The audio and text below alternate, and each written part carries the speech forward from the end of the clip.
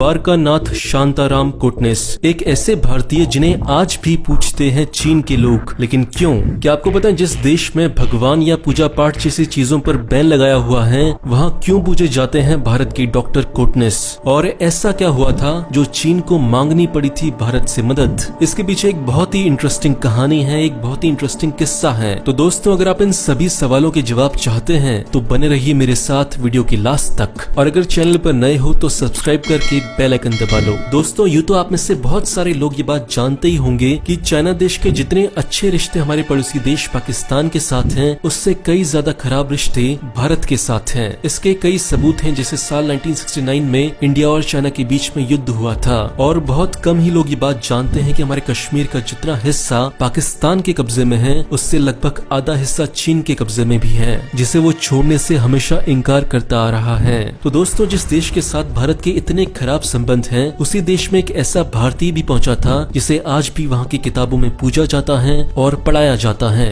दोस्तों, मैं बात कर रहा हूं डॉक्टर द्वारकानाथ कोटनिस की। महाराष्ट्र के सोलापुर गांव में एक मिडिल क्लास परिवार में जन्मे डॉक्टर द्वारकानाथ कोटनिस 2 भाई और 5 बहनों में से एक थे। माँ बाप इतने अमीर तो नहीं थे, इसलिए जैसे तैसे इन्होंने मेडिकल साइंस में यूनिवर्सिटी ऑफ बॉम्बे से अपनी शिक्षा पूरी की। कहानी शुरू होती है साल 1938 से। ये वो समय था जब दुनिया हर तरफ से युद्ध का मैदान बनती जा रही थी। हर कोई अपने दुश्मन देश को बस तबाह करना चाहता था। ऐसे में जापान कैसे पीछे हटता? सो जापान ने मौका पाकर सीधे अपने दुश्मन देश चीन पर हमला बोल दिया। चीन को हमले की जरा भी भनक नहीं थी, इसलिए देखते ही देखते उनकी फौज घायलों के किसी समंदर में तब्दील होने लगी। अपने देश की ऐसी हालत देखते हुए चीन की साम्यवादी जनरल जूहू डे ने उस वक्त के भारतीय मंत्री जवाहरलाल नेहरू से मदद की गुहार लगाते हुए ये रिक्वेस्ट की कि वो कुछ डॉक्टर्स को उनके जवानों की सहायता के लिए चीन भेजते हैं। भारत उस समय एक गुलाम देश था, जिससे खुद की मदद के लिए भी किसी अन्य देश की मदद चाहिए थी। ऐसे हालात में भी भारतीय राष्ट्रीय कांग्रेस के अध्यक्ष नेताजी सुभाष चंद्र बोस ने 30 जून 1938 को मीडिया के माध्यम से जनता से यह अपील की कि वो चाइना के लोगों की मदद के लिए तैयार रहें। अखिल भारतीय चीन दिवस के दिन यानी 7 से 9 जुलाई को लगभग 22,000 रुपए की धनराशि के साथ वर्ल्ड क्लास डॉक्टर्स की एक टीम चीन की मदद के लिए रवाना हो गई। दूसरी ओर नेताजी सुभाष चंद्र बोस ने भी जापान की भूमिका के बारे में एक लेख लिखा था, जिसमें चीन के हमले की निंदा की गई थी। बहरहाल 5 डॉक्टर्स की एक टीम में शामिल थे उस समय के सबसे महान डॉक्टर द्वारकानाथ कोटनिस। चीन जाकर इन 5 डॉक्टर्स ने चीनी सैनिकों की बहुत सेवा की, और कुछ समय के बाद अपना काम पूरा करके चीन से सभी डॉक्टर्स भारत वापस आ गए। लेकिन एक डॉक्टर वापस नहीं आए थे, और वो थी डॉक्टर कोटनिस। क्योंकि युद्ध के दौरान चीन के सैनिक और उनके लोग जिन हालातों से गुजर रहे थे, उसे देखते हुए डॉक्टर कोटनिस ने अपनी वतन वापसी के ख्याल को रोक दिया। वैसे भी एक डॉक्टर का धर्म तो यही कहता है कि जब तक मरीज सही नहीं हो जाता उनका काम खत्म नहीं होता। अब चीन के बड़े बड़े नेता इस बात को देखकर हैरान थे कि इस इंसान का ना तो ये देश अपना है और ना ही ये लोग अपने हैं, लेकिन फिर भी ये हमारे लोगों को बचाने में हमारा साथ दे रहा है, वो भी अकेला। मरीजों के साथ ऐसा लगाव देखते हुए इन्हें पहले साल में ही हांगकू वुहान की बंदरगाह पर घायल सैनिकों को बचाने का मौका मिला। इसके बाद साल 1939 में इन्हें यानयान भेजा गया, जहाँ माओ जुडोंग, जूओ डे और कम्युनिस्ट पार्टी के अन्य प्रमुख नेताओं ने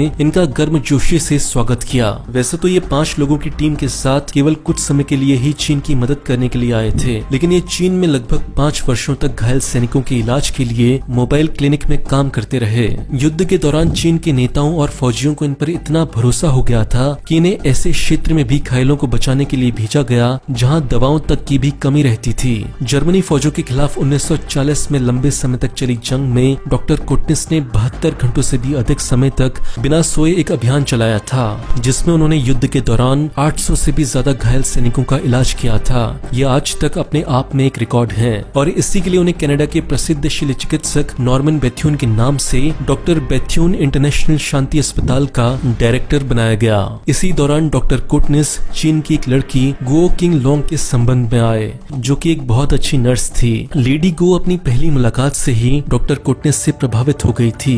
वो ये देखकर बहुत हैरान हुई थी कि डॉक्टर कोटनिस बड़े आराम से चीनी भाषा बोल सकते थे और कुछ हद तक लिख भी सकते थे। लेडी गो नर्स थी और उस दौरान वो भी घायलों की सेवा करती थी, इसलिए साथ काम करते करते दोनों में करीबियां बढ़ने लगी, और साल 1941 के दिसंबर में इन दोनों ने शादी कर ली। दोनों की जिंदगी में खुशियां तब दोगुनी हो गई थी जब उनके यहाँ एक लड़के ने जन्म लिया, जिनका नाम उन्होंने बड़े प्यार से युन हुआ रखा था। यन यानी भारत और हुआ यानी चीन। अपने लड़के का ये नाम रखने के बाद ये जोड़ा अब सिर्फ भारत में ही नहीं बल्कि चीनी नागरिकों के दिलों पर भी राज करने लगा था। अपने त्याग और समर्पण से दोनों देशों की मैत्री की मिसाल पेश करने वाले डॉक्टर कोटनेस अपने काम में इतने ज्यादा डूब चुके थे कि कहा जाता है कि मिर्गी के कारण सिर्फ 32 साल की छोटी सी उम्र में ही इनकी मौत हो गई थी। इनकी वाइफ गो किंग लोंग के मन में भारत के प्रति इतना प्रेम बढ़ चुका था कि वो कई बार डॉक्टर कोटनेस के परिवारजनों से मिलने के लिए भारत आई थी। डॉक्टर कोटनेस की याद में उन्होंने माई लाइफ विद कोटनेस नाम की एक किताब भी लिखी थी, जिसमें उन्होंने बताया था कि भारत और भारत के लोग कितने अच्छे होते हैं। डॉक्टर कोटनेस अपने काम को लेकर इतने ज्यादा सच्चे रहते थे कि आज भी चीन की फौज से लेकर चीन के नेता और आम जनता तक इनकी मिसाल देते हैं। डॉक्टर कोटनेस की डेथ पर माओ जेडोंग लिखते थे कि आज हमारी फौज ने अपना एक हाथ और हमारे देश ने एक सच्चा दोस्त खोया है। दोस्तों, तब से लेकर आज तक चीन की किताबों में इनके बारे में पढ़ाया जाता है और वहीं हमारे देश की किताबों में इनके बारे में नहीं पढ़ाया जाता। चीन जहां किसी देवी देवता की मूर्ति ढूंढने पर भी नहीं मिलती, वहां आज भी इनके स्टैच्यू देखे जा सकते हैं। भारतीय सरकार ने कुछ सालों के बाद इनके सम्मान में एक डाक टिकट भी जारी किया था। डॉक्टर कोटनेस ने जिस तरह अपनी मेहनत के साथ अपना और अपने देश का नाम दुनिया में चमकाया है, वो सच में काबिले तारीफ है। दोस्तों, भारत में डॉक्टर कोटनेस के बारे में बहुत कम लोगों को पता है, इसलिए इस वीडियो को जितना हो सके उतना शेयर करें। दोस्तों, वीडियो अच्छा लगा तो इस बटन पर क्लिक कर अपने दोस्तों के साथ जरूर शेयर करें। इससे हमें मोटिवेशन मिलता है आपके लिए और भी अच्छे वीडियोस बनाते रहने का। Thank you.